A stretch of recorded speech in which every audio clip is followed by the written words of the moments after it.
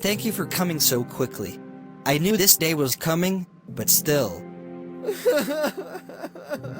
I certainly didn't think Vicky would die so fast. Last time I saw her, it seemed her dementia wasn't so advanced. It wasn't the dementia that killed her, but a massive stroke that destroyed most of her brain stem, which controlled most of her vital functions. So she died instantly. People call the brain stem primitive and think the cerebrum is superior, but in fact we cannot survive without a fully intact brain stem. So all parts of the brain, and perhaps the body as a whole, must be treated as equal. That's a powerful metaphor.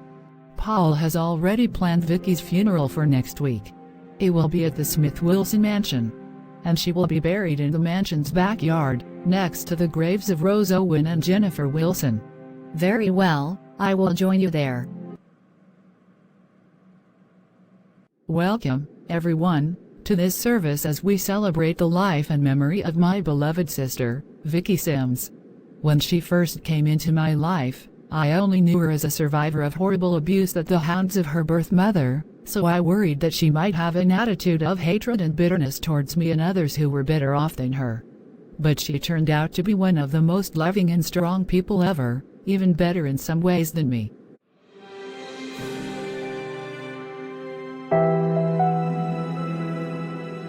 Carrie, are you all right? Oh, you startled me.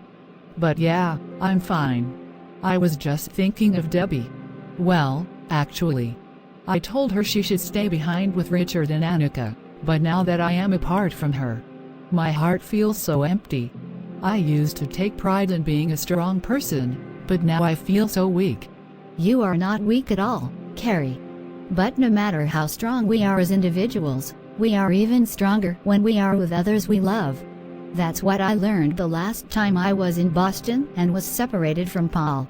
I had to be strong without him, and that made things better for him and me when we finally reunited. Paul completes me just as Debbie completes you. You also need to be strong even while apart from Debbie, so that when you return to her, you and she can be even stronger together. Thanks. That's good advice. She was exactly the sort of sister I always needed to enrich my life. So you are my first granddaughter? I'm guessing that Jessica was the one who gave birth to you and Lucy gave birth to Vicky? That's only half right. I was born into this family, but Vicky was adopted. Genetically, Vicky and I are completely unrelated, but in our hearts, we are sisters. And what about your wife, who is having your first child? What does she look like?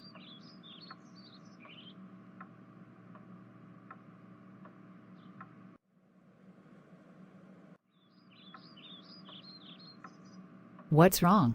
Well, neither of you are black, so I assume the child will also be white? No. Debbie and I made sure we'd use a black sperm donor to get Debbie pregnant. We planned from the start for our baby to be biracial. But you know what? It really shouldn't matter if the child is completely white. He will still be family, just as I am. Jessica and Lucy are both my mothers. And I love them both equally. And that's also true of me, Mr. Gordon. Jessica and Lucy are both my mothers too. Carrie is my sister. I am proud to be a member of the Sims family. They mean the world to me. Even in the face of circumstances that might have overwhelmed others, Vicky stood firm and insisted we do what we could to help, no matter what. Oh my God. We fled one disaster only to find ourselves in the middle of another one. Sucks to be us, I guess. Let's start picking things up around here. This is so unfair. Now everyone's vacation is ruined. We are lucky. None of us here have been injured. Think about the people in both Hawaii and this city that may have been hurt or even killed because of these disasters. Remember when our town got hit by those tornadoes and flooding and how we all pulled together to help the town recover? Why not do that here? Excuse me. Hello? This is Vicky Mary Jones. Are you all right, Vicky Sims? Yes, all of us at Laura's mansion have been accounted for and no one is hurt. Her place just got some damage, but we are dealing with it. How are you? Fortunately, Patagonia City was some distance from the center of Los Angeles, so we suffered no serious damage. but the reports from where you were saddened me. So I decided to dress up as the Blazing Beauty and go to a hospital to see if I can help comfort any children there. Would you like to join me? Absolutely. That would be an honor. Wow. Are you really the Blazing Beauty? I'm as real as you need me to be, honey. And I can assure you, the doctors are doing everything they can for your family. You are safe here. You were right, Vicky. The disruptions of our vacations were a mere inconvenience for us. It's the people that live here and were actually hurt that matter. So many homes destroyed. So many businesses disrupted. Those are the bigger issues.